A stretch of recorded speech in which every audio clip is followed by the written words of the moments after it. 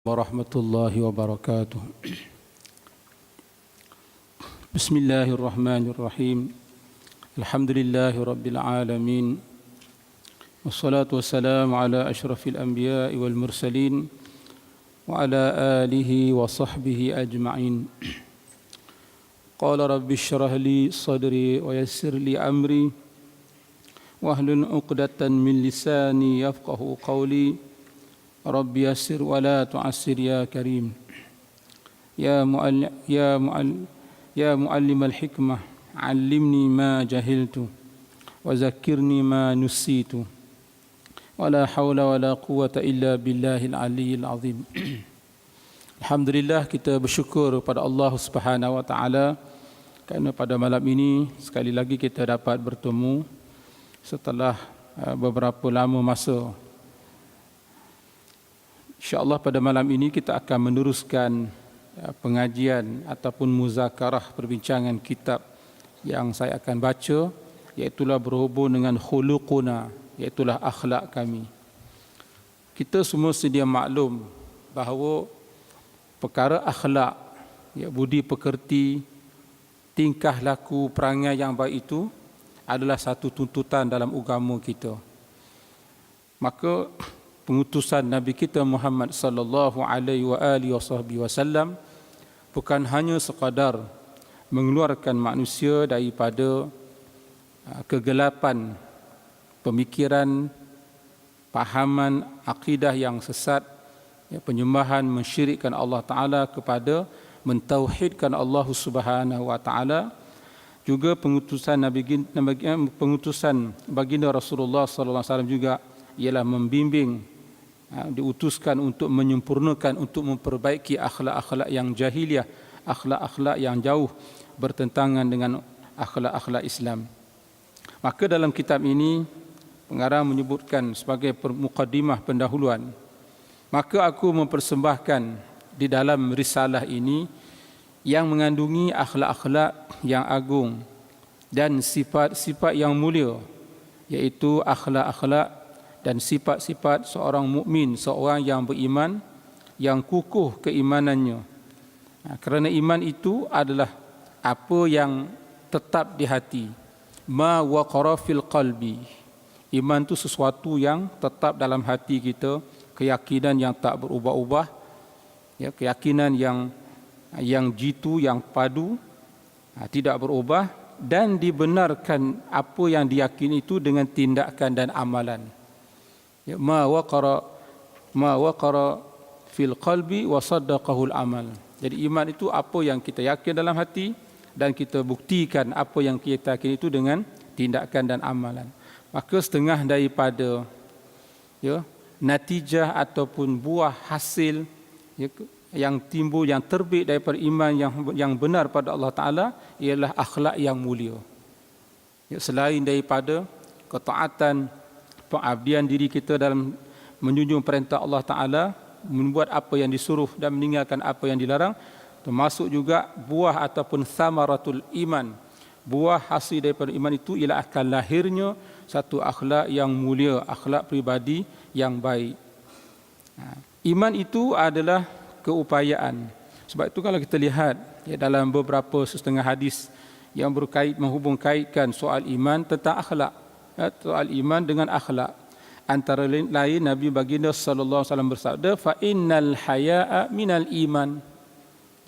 Maka sesungguhnya sifat malu itu ialah sebahagian daripada iman. Sehingga disebutkan dalam hadis lain yang bermaksud, jika sekiranya kamu tak malu, lam tastahi, kalau kamu tak malu, fasna bima syi'ta. Kalau kamu tak ada rasa sifat malu, maka buatlah apa yang kamu suka. Jadi maknanya iman tadi itu akan melahirkan seseorang yang ada sifat malu. Kepercayaan kita pada Allah Ta'ala membuatkan kita rasa malu, yang walaupun tidak dilihat oleh manusia, tapi kita yakin Allah Ta'ala yang maha melihat, maha berkuasa, dan Allah Ta'ala menjadikan antara banyak-banyak makhluknya yang diperbuat daripada nur cahaya, iaitulah para malaikat, adanya raqib dan atid. Sebab itulah orang yang kuat iman dia, yang mantap makrifat pengenalan pada Allah Ta'ala, maka akan meningkatlah rasa malu dia kepada Allah Subhanahu wa taala. Begitu juga dalam hadis yang lain mengatakan laisal mu'min bita'anin wala la'anin wala fahishin. Ya, bukanlah orang beriman itu bita'an, orang yang suka ta'an, yang suka mencucuk-cucuk, ya, menyakit-nyakitkan hati orang lain, wala la'an, ataupun suka nak melaknat orang. Itu bukan orang mukmin. Ya, orang mukmin itu bukan orang yang suka menyakitkan orang lain, suka untuk melaknat, memaki hamun orang, ataupun wala fahishin, dan tidak juga orang beriman itu orang yang suka mengkeji orang yang lain. Maka itu hubung kait yang rapat di antara iman dan natijahnya ialah sifat akhlak yang mulia di sisi Allah Subhanahu wa taala. Kalau maknanya kalau seseorang itu mengaku dia beriman kepada Allah taala tetapi akhlaknya, ya, mulut dia masih lagi berkata dengan perkataan yang kotor, kita kata. Hatinya masih ada lagi buruk sangka yang kuat kepada orang lain dan seumpamanya. Maka dia perlu semak balik iman dia dengan Allah Ta'ala. Ya, apa yang tak kena kepada diri dia. Sehingga menyebabkan yang walaupun dia beriman, ataupun walaupun dia sembahyang, walaupun dia puasa dan sebagainya, tapi kenapa? Mulut dia masih lagi nak berkata perkataan yang kotor. Ya, ataupun ya, mata dia masih lagi nak melihat perkara yang tidak baik dan seumpamanya, maka kena semak semula. Ya, boleh jadi semayangnya tidak khusyuk, ya, boleh jadi ibadahnya tidak ikhlas dan seumpamanya. Sebab itu kena disemak semula keadaan iman dia dan amal ibadah yang dilakukan. Sebab iman yang sebenar ataupun ibadah yang sebenar seperti salat sembahyang, kita kata inna salah, Allah Ta'ala telah menyatakan inna salata tanha 'anil fahsya'i wal munkar.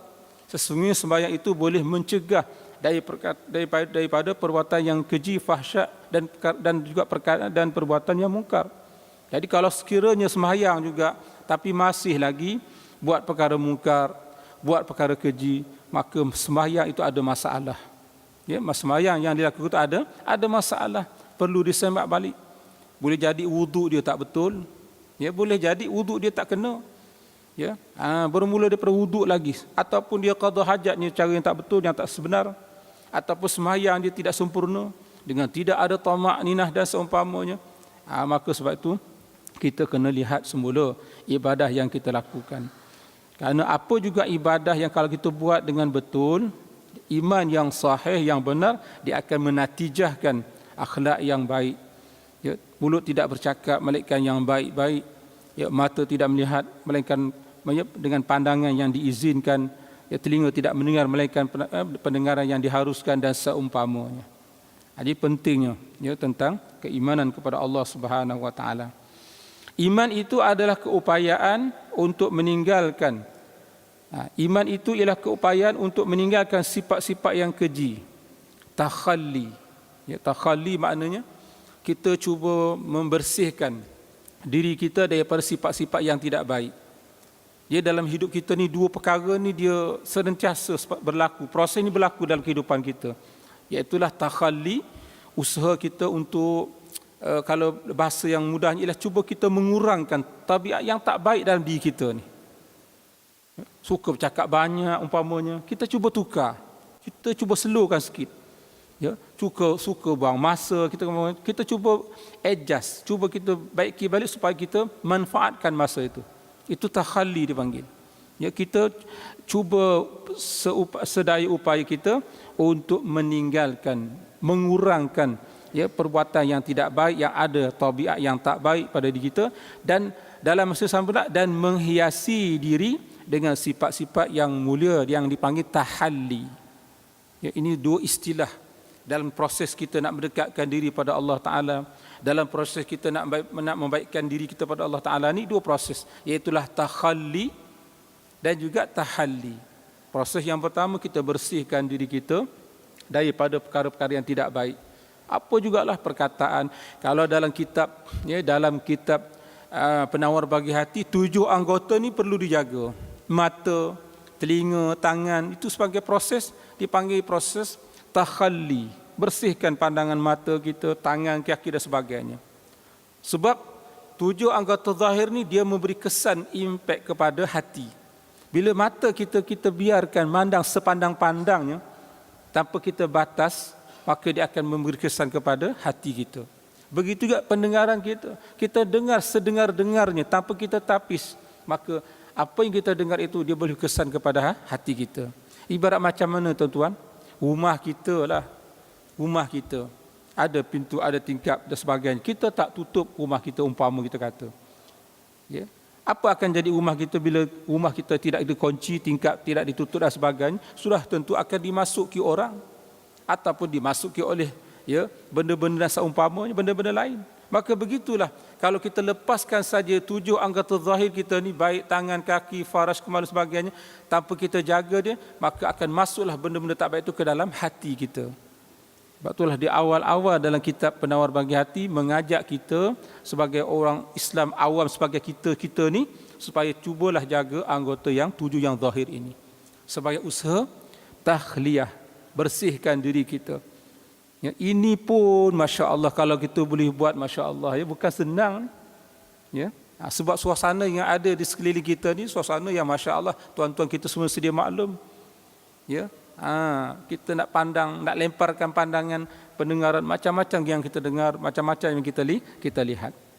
Lebih-lebih lagi kita hidup zaman sekarang ni, zaman fitnah yang banyak, ya, maksiat yang bermaharaja sebagainya. Lagi-lagilah tuntutan untuk kita takhalli ni, nak bersihkan diri ni ataupun nak mengurangkan sifat tak baik itu, lagi-lagi kuat tuntutan itu. Dan dalam masa yang sama kita tahalli, kita hiaskan, ya, kita hiaskan maknanya diri kita dengan sifat-sifat yang mulia, daripada bercakap kasar, bercakap yang tak baik kepada bercakap yang baik, ya, daripada berfikir yang bukan-bukan, fikir yang khayal-khayal, yang bukan-bukan, yang tak ada faedah sebagainya, kita fikir benda yang ada manfaat, kebaikan, sama ada untuk diri kita ataupun fikirkan untuk kebaikan orang ramai dan sebagainya. Inilah, ya, ajaran yang dibawa oleh Nabi kita Muhammad sallallahu alaihi wasallam, mengangkat darjat manusia daripada, ya, kedudukannya sama seperti binatang kepada naik kepada peringkat manusia, kepada peringkat manusia yang berakhlak mulia. Malah kalau mereka ada mujahadah, mereka sungguh-sungguh dalam memelihara akhlak mereka, ibadah mereka kepada Allah Taala, malah kedudukan martabat mereka mungkin lebih tinggi sampai ke peringkat kepada malaikat, atas pada malaikat. Itu keadaan manusia. Oleh kerana akhlak yang mulia itu, ya, akhlak ni bahasa Arab lah, maknanya budi pekerti, tingkah laku. Ya. Oleh kerana akhlak ni, tingkah laku, akhlak pribadi, ya, budi pekerti, PL, perangai yang mulia itu berada di darjat yang tinggi dan perkara yang teragung, maka perutusan penutup segala Rasul alaihi wassalatu wassalam hanya datang untuk menyempurnakan akhlak dan memperkukuhkan tiang-tiang akhlak. Ya. Wa yaqulu fi haqqiha nabiyillah alaihi wa alihi afdhalus salatu wassalam, innama bu'istu li utimmima makarimal akhlak. Dan Nabi sallallahu alaihi wasallam telah bersabda mengenainya, sesungguhnya aku diutuskan hanya demi menyempurnakan kemuliaan akhlak. Masya Allah, tuan-tuannya, cuba tuan-tuan bayangkan zaman jahiliah tu, apa maksiat yang mereka tak lakukan? Bunuh anak, berjudi, berzina, ya, bertukar-tukar perempuan, macam-macam maksiat yang dilakukan. Tapi Rasulullah sallallahu alaihi wasallam, ya, hidup di tengah-tengah masyarakat yang sebegitu untuk mengubah keadaan itu. Subhanallah. Sebab itulah kita dalam hidup dalam konteks dunia kita hari ini, kita jangan rasa lemah semangat.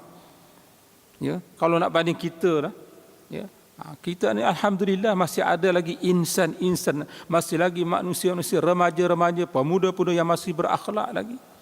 Ya, cuma bagaimana supaya kebaikan ini, akhlak ini, kalau boleh kita nak sebarkan, kita nak semaikan, kita nak panjang-panjangkan kebaikan itu kepada orang lain. Sebab itulah setiap orang di kalangan kita mempunyai peranan dan tanggungjawab untuk menyebarkan akhlak yang mulia ini dalam masyarakat. Bermula daripada diri kita. Sebab saat ini kita melihat bagaimana, ya, akhlak-akhlak di kalangan sesebahagian umat Islam begitu sekali jauh daripada akhlak yang mulia. Perkara itu perlu diperbetulkan. Sebagaimana Nabi diutuskan, maka kita pun sebagai umatnya di akhir zaman ini kena meneruskan, ya, perjuangan Nabi, meneruskan kerja Nabi untuk memperbaiki, ya, akhlak-akhlak perangai-perangai tingkah laku yang tidak baik itu kepada akhlak yang mulia. Adalah menjadi kewajipan seorang mukmin. Ya, kata pengarang kitab ini, iaitulah Al-Habib Omar, kitab Khuluquna yang disusun, dikarang, ditulis oleh Sayyid Al-Habib Omar, adalah menjadi kewajipan seorang mukmin untuk mengambil berat dengan sungguh-sungguh terhadap urusan akhlak ini. Ya, kena ambil orang kata ambil peduli. Ya, 3 perkara tuan-tuan sebelum saya terlupa. Ya, 3 perkara ni kita selalu ingatkan pada diri kita. Kalau kita sebagai seorang ayah, ya, sebagai seorang ketua, sebagai pemimpin orang di bawah kita, 3 perkara ni penting. Pertama apa dia? Iaitulah soal ilmu agama. Soal ilmu agama.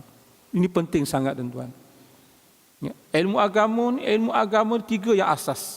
Seperti mana yang telah disebut dalam hadis Sahih Bukhari dan Muslim. Ya, ketika mana Jibril alaihissalam datang mengajar Nabi kita Muhammad sallallahu alaihi wasallam dan para sahabat yang berada bersama baginda, ya yu'allimukum dinakum.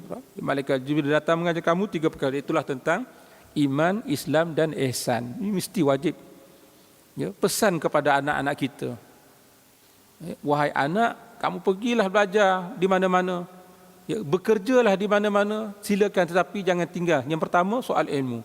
Kena hadir majlis ilmu. Kena hadir majlis ilmu. Ini penting. Ya. Orang yang tak mengaji, tak nak duduk majlis ilmu ni, dia berada dalam keadaan kejahilan, ketinggalan. Ya, syaitan cukup suka kepada orang yang jahil. Ya, orang yang tak mahu belajar. Jangan kita layan bisikan syaitan. Dia kata, buat apa belajar? Nanti kau belajar sangat ilmu agama ni, kalau dah tahu banyak hukum besok, payah pula, itu tak boleh, ini tak boleh. Jangan, itu bisikan syaitan. Ya, syaitan tak suka kita belajar agama ni. Ya. Yang kedua, kita pesan, ingatkan diri kita, orang di bawah kita, kalau ada isteri, ada anak-anak. Yang kedua pesan apa? Ialah tentang ibadah solat sembahyang. Tentang ibadat solat sembahyang. Ini penting. Saya baca dalam satu laporan kajian yang dibuat oleh pensyarah UKM. Saya tengok Profesor Madia siapa dia. Dan juga perkara itu diitukan lagi oleh Dr. Fadil Khamsah dalam kajian dia secara rambang. Remaja Islam kita di Malaysia ni, ikut kumpulan yang buat kajian tentang ibadah sembahyang, solat sembahyang di kalangan remaja Islam di Malaysia. Ya. Terakhir saya tengok tahun 2011. Dia menyatakan, remaja Islam yang ada di Malaysia ni yang sembahyang 5 waktu, yang cukup 5 waktu tu tak sampai pun 30%, tuan-tuan. Tak sampai pun 30%. Yang sembahyang cukup 5 waktu. Yang mana lagi baki 70%? Ini masalah, tuan-tuan. Ya, waktu penting. Ya, ibadah sembahyang ni perkara yang paling asas. Sayyidina Umar Ibn Khattab radhiyallahu anhu, ketika dia jadi pemerintah, ya, jadi pemerintah, dia menulis surat, kataba ila ummaliha, dia menulis surat kepada pekerja-pekerja dia. Kalau kita hari ini panggil apa? Standing order. Maknanya surat perkeliling. Ya, dia keluarkan arahan. Ya, Khalifah Umar keluarkan arahan kepada seluruh pekerja yang bertibat secara langsung soal pemerintah pertama nanti. Dia kata apa? Sesungguhnya perkara yang amat penting di sisi aku, kata Sayyidina Umar, ialah sembahyang. Tak adalah perkara yang lebih. Ya, yang penting di sisi aku ialah merupakan ibadah sembahyang. Barang siapa yang jaga ibadah sembahyang, maka dia hafizah dinahu, sesungguhnya dia telah menjaga agama dia. Dia pesan kepada pekerja-pekerja dia. Ini yang diberitahu. Soal tekan tentang sembahyang. Dan barang siapa wa man dhayya'aha, siapa yang mensia-siakan ibadah sembahyang, maka dia akan mensia-siakan tanggungjawab ibadah yang lebih teruk lagi dia, lebih dahsyat lagi, ya, dia akan mensia-siakan perkara yang selain pada sembahyang. Kalau sembahyang yang jadi amanah dia dengan Allah Ta'ala pun dia tak ada rasa tanggungjawab nak buat, tak ada rasa amanah, apatah lagi kefarduan yang lain, sudah tentu dia akan lebih-lebih mensia-siakan. Ini dia, tuan-tuan. Penting sangat ibadah sembahyang. Tolong jaga ibadah sembahyang.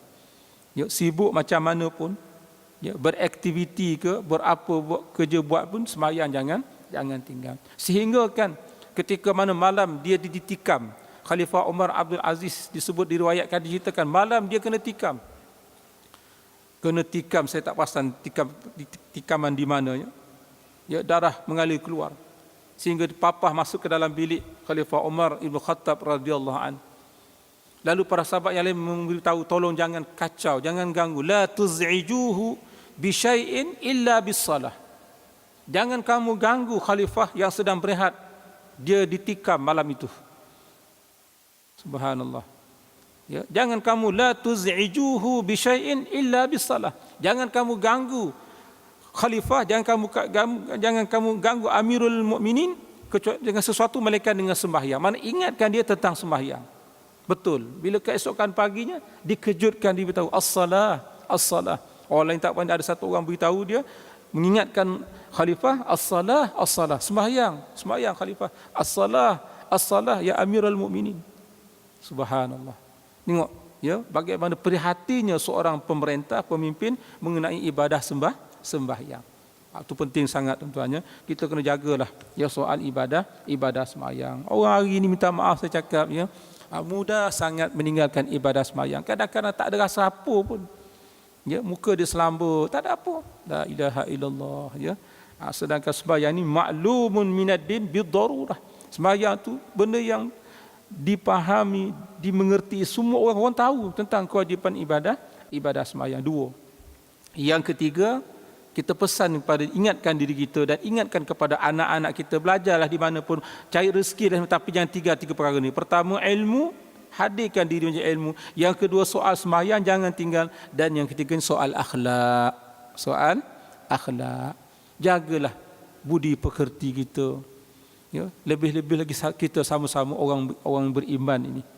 Ya, asyidda'u 'alal kuffar ruhama'u bainahum. Ya, ruhama'u bainahum. Kita sama-sama orang beriman ini, sama-sama Islam, saling ruhama, berkasih sayang, saling tawaduk, sama-sama merendah diri. Ya, jangan sombong, jangan angkat muka, beri salam, assalamualaikum. Dalam hadis Nabi kata, kamu berilah ya berilah salam, ya, sebutlah salam kepada orang yang kamu kenal ataupun orang yang kamu tak kenal. Beri salam. Ya, itu di antara tanda-tanda ya, orang yang memberi salam itu tanda ada sifat tawaduk. Dia memberi salam kepada orang lain. Kita ifsya'us salam, kita menyebarkan ya kesejahteraan, kebaikan. Alangkah indahnya hidup beragama kalau kita faham. Ya, sebab tu saya sebut tadi ya, 3 jenis ilmu yang kita kena belajar dalam ialah Islam ni ialah tentang iman, Islam dan ihsan. Kalau kita merujuk kepada kata dasar perkataan iman, Islam dan ihsan, apa dia? Iman maknanya aman. Aman. Islam maknanya selamat. Secara inilah kalau dirujuk kepada kata dasarnya secara mudah. Ya, iman adalah aman. Islam maknanya selamat. Adapun ihsan ialah baik. Mana agama ni ialah agama yang bawa kepada keamanan, keselamatan dan kebaikan. Baik aman, selamat, baik akalnya. Aman, selamat, baik hatinya. Aman, ya aman, baik, aman, selamat dan baik tubuh anggota zahirnya. Bukan saja orang yang beragama tu dirinya rasa aman, selamat dan baik, malah orang di sekeliling pun akan turut merasa aman, selamat dan baik. Apabila kita benar-benar faham tentang iman, Islam dan ihsan dan kita amalkan perkara tersebut. Bagi saya kita tak ada pilihan lain. Ini sajalah untuk nak bentuk masyarakat. Ajak mereka kembali kepada memahami tentang apa itu iman, apa itu Islam dan apa itu ihsan. Inilah yang dibawa oleh Rasulullah sallallahu alaihi wa alihi wasallam. Jadi kata Sayyidil Habib Umar dalam kitab mengatakan, menjadi kewajipan seorang mukmin mengambil berat dengan sungguh-sungguh terhadap urusan akhlak ini. Kita pun sebagai ibu bapa setiap hari saban waktu didik anak-anak kita. Waktu dia makan, waktu dia sembahyang, kita beritahu dia adab-adab makan macam mana, adab bila makan macam mana, bila duduk dengan bersama-sama orang-orang yang lebih tua macam mana, kita ajar mereka, bimbing mereka. Ya, Jangan kita jemu daripada terus mendidik. Ya, tak adalah ya perkara yang baik ditinggalkan oleh seorang ibu ayah kepada anak-anaknya melainkan akhlak yang mulia. Ya, tidak adalah sesuatu yang baik yang diajar dan ditinggalkan oleh seorang ibu dan ayah kepada anak-anaknya ialah melainkan akhlak yang mulia. Allahu akbar. Ya, sejuk mata hati dak. Ya Rabbana hab lana min azwajina wa dhurriyyatina qurrata a'yun waj'alna lil muttaqina imama. Itu doa kita. Ya, dalam Quran sebut Rabbana hab lana min azwajina wa dhurriyyatina qurrata a'yun. Kita minta biar anak-anak zuriat keturunan kita ni ialah qurrata a'yun, yang menjadi sejuk mata hati mandang. Sedap hati kita tengok. Allahu akbar. Ya. Biarlah anak kita mengaji tak tinggi tapi akhlak dia mulia, daripada mengaji tinggi tapi akhlak tak ada. Faham tak ni? Sebab tu dikatakan al-adab fauqal ilmi. Adab itu lebih tinggi daripada ilmu. Kalau ilmu saja banyak tapi kalau tak ada adab, tidak ada akhlak, maka pincang. Ya. Tidak baik, tak sempurna. Kalau ilmu semata-mata tapi tak ada adab. Ya. Biarlah anak tu tidak belajar tinggi tapi kalau dia punya akhlak yang mulia, ya, syariat dia bagus, jaga ibadah sembahyang, tutur kata dia baik, masya-Allah.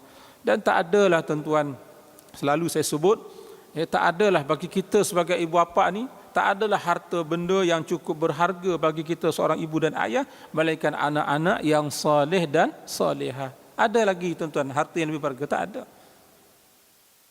Kalau kita orang jutawan meninggalkan harta yang begitu banyak, tapi kalau anak-anak tidak didik dengan agama, tidak punya akhlak yang mulia, penghayatan Islam, iman dan ihsan yang begitu cetek dan seumpamanya, maka harta benda itu akan jadi bala kepada anak-anak, bukan jadi kebaikan.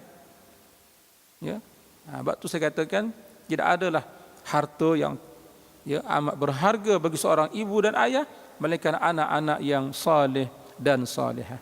Sebab itulah urusan akhlak ini adalah sangat-sangat penting dititik beratkan. Ya, sebab itulah pengajar dan mendidik lain, nak mengajar semuanya. Kita nak cari guru yang bukan sekadar dia mengajar tapi dia mendidik kita.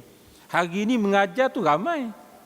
Kan? Orang yang boleh mengajar tu ramai, tapi nak cari yang murabbi, yang mentarbiah tu payah. Kita boleh melahirkan mungkin 1,000 orang, 2-3 ribu orang yang jadi muallim yang mengajar, tapi nak cari murabbi seorang pun bukan mudah, tuan-tuan. Tambah kita akhir zaman ni nak cari orang yang mempunyai akhlak, ya, memanglah tidak sekatu patuh akhlak Rasul, tapi yang mempunyai akhlak yang cenderung kepada akhlak Rasulullah tu, akhir zaman ni payah. Bukan tak ada tapi payah. Yang itu yang sepatut jadi ikutan kita. Mana-mana para ulama yang betul-betul istiqamah, yang betul-betul nampak keikhlasan dia dalam berdakwah, keikhlasan dia dalam menghidupkan sunnah nabawiyah dalam diri dia, dalam cara bertutur, dalam cara tindakan, maka ulama seperti inilah kita patut belajar dan kita patut menjadikan dia sebagai panduan kita. Ini akhir zaman. Ini akhir zaman. Kenapa wajib kita sebagai mukmin mengambil berat sungguh, ya, kena ambil buat sungguh terhadap akhlak ini? Kerana tidak sempurna, ya, tidak sempurna mengikuti Nabi ittiba' ni. Tak sempurna, la yatimmu al-ittiba'u, ya, tak sempurna mengikut itu. Dan penglibatan di bawah panji prinsipnya sehinggalah dia bersifat dan merealisasikan apa yang Rasulullah SAW diutuskan dengannya, iaitulah menyempurnakan akhlak. Sangat-sangat pentinglah akhlak ni, tuan-tuan. Apa-apa pun akhlak. Ya, ilmu kita tak nafikan, ilmu memanglah utama, tetapi selain daripada ilmu tu akhlak, ya, jangan ditinggalkan. Ya, kadang-kadang maklum sajalah kita tadi emosional. Ya, kita tidak perasan kadang tindakan kita yang walaupun, ya, niat kita tu baik, tapi oleh kerana mungkin pendekatan dia itu, caranya itu, ya, kurang berakhlak. Sebab tu kena mengaji. Dalam dakwah pun dia ada fiqhud dakwah. Ya, sebagaimana fiqh ada usul fiqh. Dakwah pun ada usul dakwah, Dan pengalaman saya duduk di Tarif di Hadramaut, ya, baru saya tahu punya nak jadi pendakwah ni seperti mana kita mengaji fiqh, mengaji kitab tauhid sebagainya, dia ada sanad. Nak jadi pendakwah pun kena ada sanad juga rupanya. Ya, kita kena ambil daripada guru murabbi kita. Barulah ada orang panggil pertalian. Kita buat kerja dakwah ni ada pertalian antara kita dengan guru kita kepada guru sampailah kepada Sayyidina Rasulullah sallallahu alaihi wasallam. Barulah sirayah, dia mengalirnya keberkatan kebaikan daripada Rasulullah sampai kepada akhir zaman. Kebaikan untuk ummah. Bukan mengaji kitab saja, kena ada sanad, kena ada ambil daripada ijazah daripada guru. Nak menjadi pendakwah pun kena ada murabbi, kena ada orang yang membimbing kita. Barulah kerja dakwah kita ada keberkatan. Barulah kerja dakwah kita ada kebaikan dan akan dapat kebaikan itu dirasai oleh masyarakat. Sebab itulah tak sempurna ittiba'ur rasul. Walaupun kita kata kita pejuang Islam, apa namalah kerja Islam pun, tapi akhlak tak boleh tinggal. Sepatutnya makin kuat kita berjuang Islam, semakin tinggi akhlak kita. Sepatutnya begitu. Semakin hebat ilmu kita, semakin mendalam akhlak kita. Bak kata orang tua kan, bak resmi padi kan, makin berisi makin tunduk. Nak tegur boleh, nak beri pandangan silakan, nak kritik boleh, tetapi biarlah kritikan pandangan itu pandangan yang membina dan menggunakan bahasa yang munasabah. Saya minta maaf cakap, kita pun sedia maklum kan, sekarang ni dalam Facebook, dalam apa Allah, kita tengok kadang-kadang yang buat tu bukan orang lain, orang di kalangan ustaz-ustaz. Saya tak sebut siapa. Ya, di kalangan ustaz, orang kita panggil orang yang ilmuwan agama, tetapi bahasanya Allah, kalau Indonesia kata jelek, bahasanya agak jelek. Ya, tak sepatut seorang yang belajar agama dengan bahasa yang Allahu Akbar. Saya minta maaf cakap. Ya, jadi itulah. Ya, bila dua orang yang berilmu, ketika itu nilai kita apa yang sebenarnya? Ialah bertengok pada akhlak. Sama-sama alim, sama-sama hebat hujah, sama-sama orang yang ada ilmu. Tapi di waktu itu mana yang kemuliaan, mana yang kita nak banding, mana yang kita nak letak neraca paling baik sekali, itulah mana yang paling berakhlak. Situlah lebih hebat. Ya, situlah yang lebih hebat. Allah, patut jagalah tuan-tuannya. Jangan sampai tulisan kita mengundang, boleh membawa saham dosa, saham ngumpat dan seumpama. Jagalah, sebab tulisan ni biasanya berkekalan. Apa yang kita tulis, dia akan berpanjangan.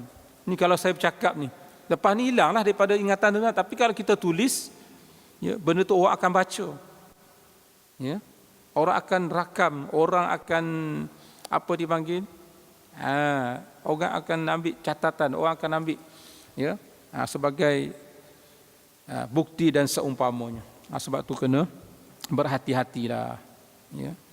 Kalau nak tegur boleh, nak nasihat boleh, tapi biarlah teguran dan nasihat itu dengan teguran yang baik.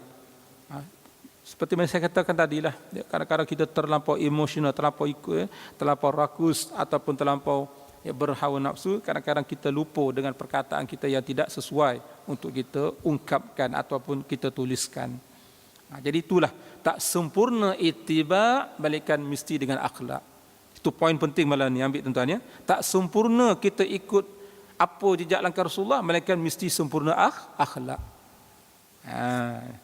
Dan sesungguhnya ianya akhlak ini, kata Sayyidina Habib Umar, sesungguhnya ianya akhlak itu adalah atas kemajuan kami dan tiang kebangkitan kami. Inilah asas yang paling kuat, kebangkitan umat Islam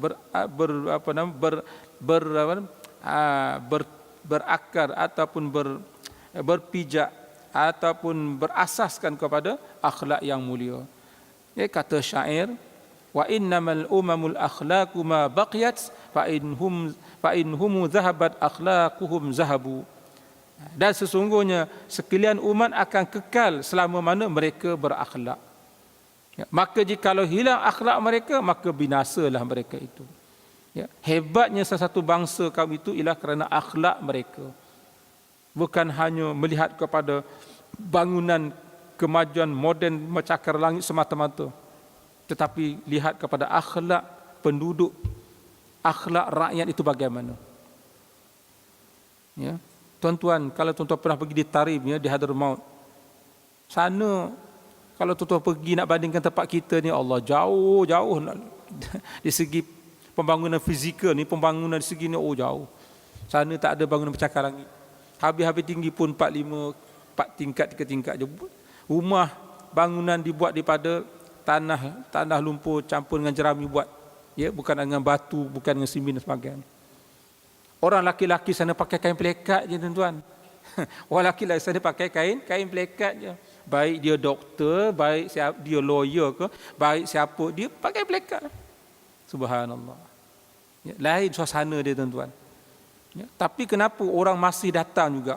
Bukan kata orang daripada Asia Tenggara, orang daripada negara barat yang Islam, yang baru masuk Islam, yang nak kesedaran apa, yang nak belajar, datang ke tempat Tarim. Satu tempat yang cukup, daripada tengok dalam peta dunia pun agak terpencil tempatnya. Tapi kenapa masih orang ramai datang? Sebab mereka nak belajar, selain daripada belajar agama, mereka nak belajar akhlak secara langsung daripada penduduk di pada Tarim. Bagaimana akhlak mereka? Ya, tuan-tuan, kalau ada peluang pergilah ziarah, tengok bagaimana keadaan. Orang lelaki sana pakai pelekat.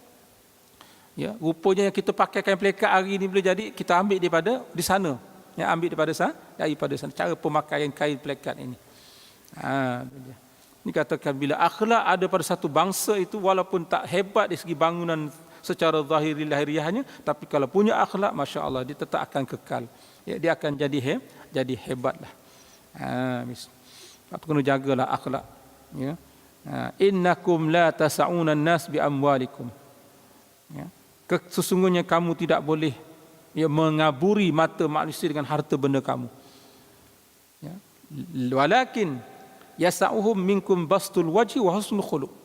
Ini nak cerita kelebihan orang yang punya akhlak ni. Ya, innakum la tasa'una an-nasa bi amwalikum.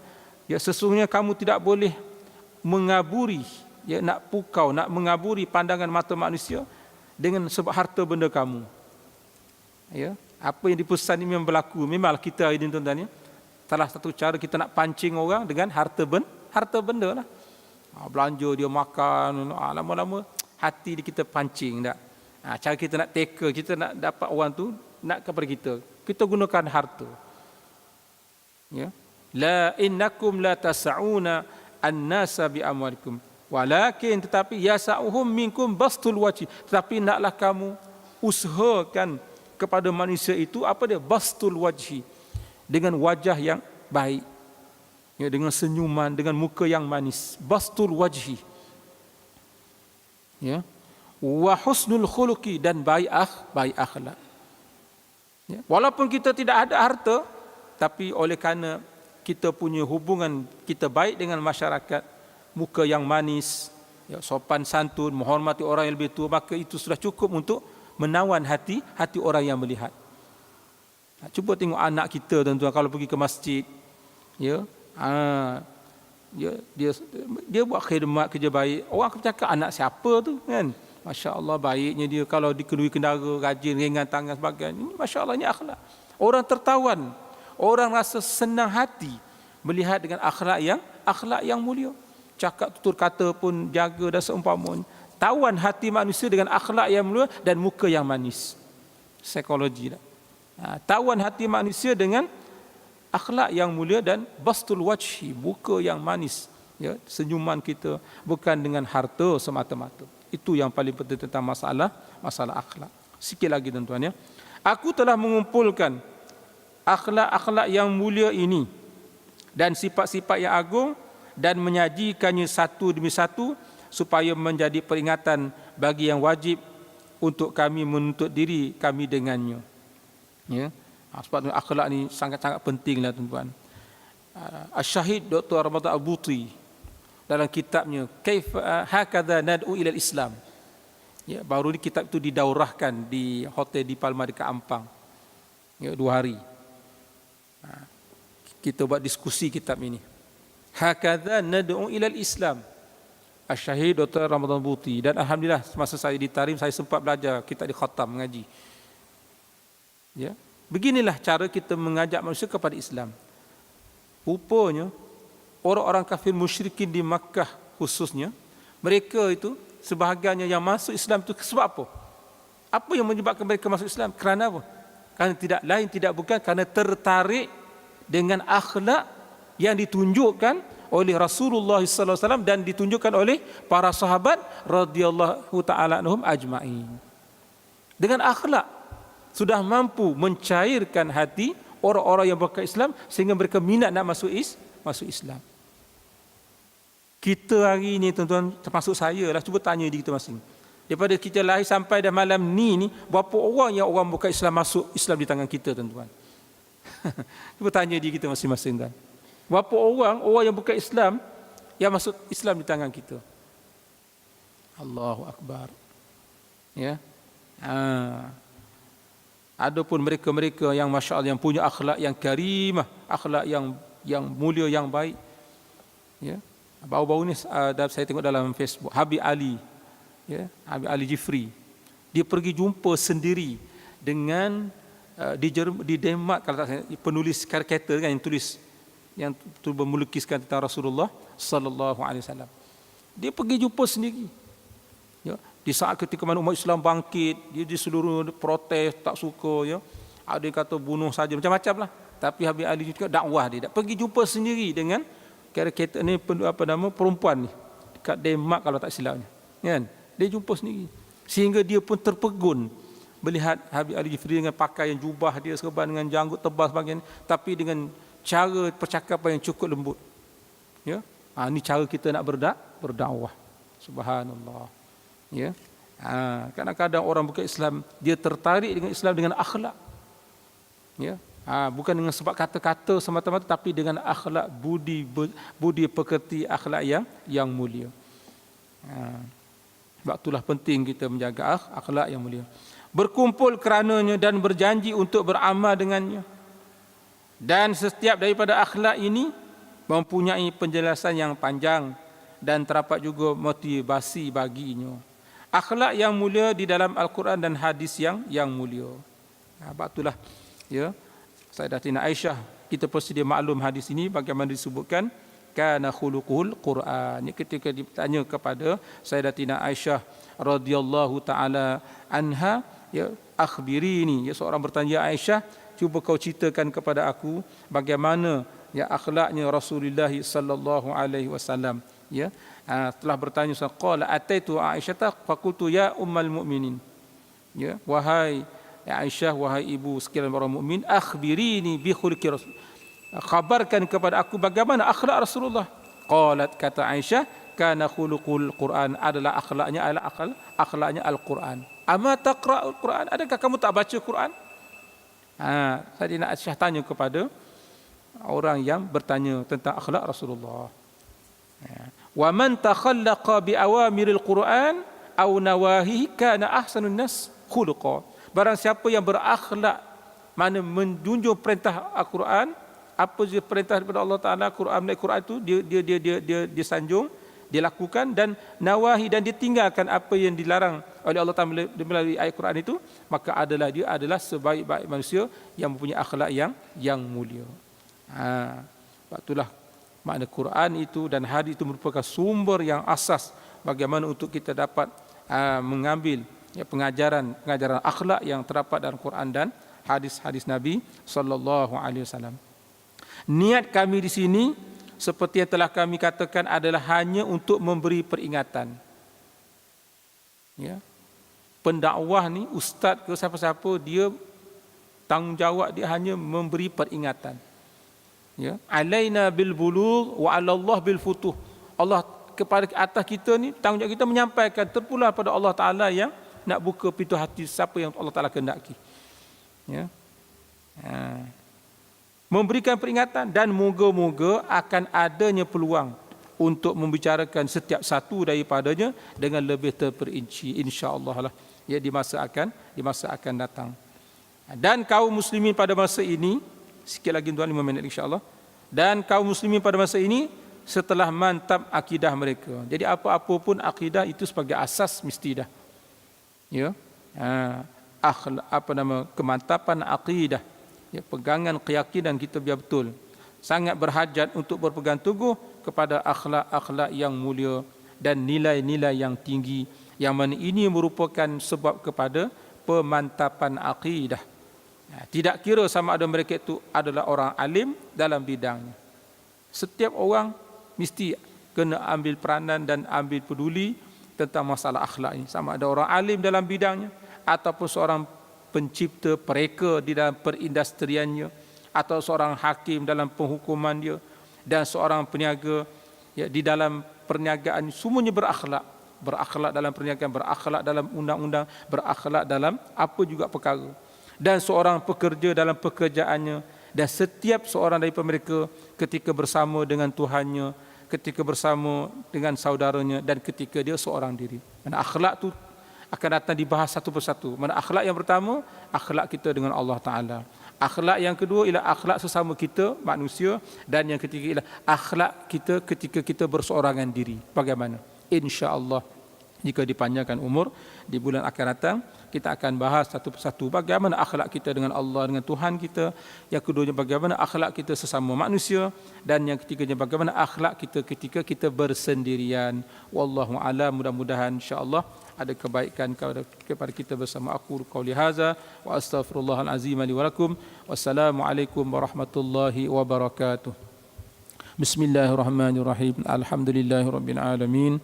Wassalatu wassalamu ala asyrafil anbiya'i wal mursalin wa ala alihi wa sahbihi ajma'in. Ya Allah, ya Tuhan kami, rezekikan kepada kami ya Allah, bukan hanya sekadar kami menyampai dan mendengar apa-apa yang kami sampaikan ya Allah, tetapi kurniakan kami agar kami dapat beramal dengan apa yang kami sampai dan apa yang kami dengar pada malam ini ya Allah, ya Rahman, ya Rahim. Ya Allah, ya Tuhan kami, kurniakanlah kami ya Allah akhlak, budi pekerti, tingkah laku yang baik ya Allah.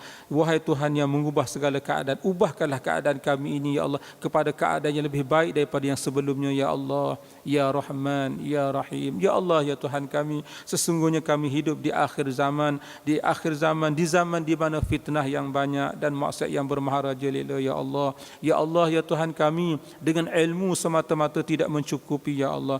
Betapa ada di sana orang-orang yang berilmu namun masih lagi mengerjakan maksiat ya Allah. Oleh kerana itu ya Allah, kami mohon kepadamu ya Allah, selamatkanlah kami ya Allah, peliharakanlah kami ya Allah daripada melakukan dosa dan maksiat. Selamatkanlah kami ya Allah daripada berakhlak dengan akhlak yang tidak baik ya Allah, ya Rahman, ya Rahim. Ya Allah, ya Tuhan kami, jadikanlah diri kami, isteri, suami dan anak-anak kami di kalangan hamba-hamba-Mu yang senantiasa mendirikan ibadah sembahyang di mana saja kami berada ya Allah, ya Rahman, ya Rahim. Rabbana atina fid dunya hasanah wa fil akhirati hasanah wa qina azabannar. Wa sallallahu ala sayyidina Muhammadin wa ala alihi wa sahbihi wa sallam. Walhamdulillahi rabbil alamin. Taqabbalallahu minkum.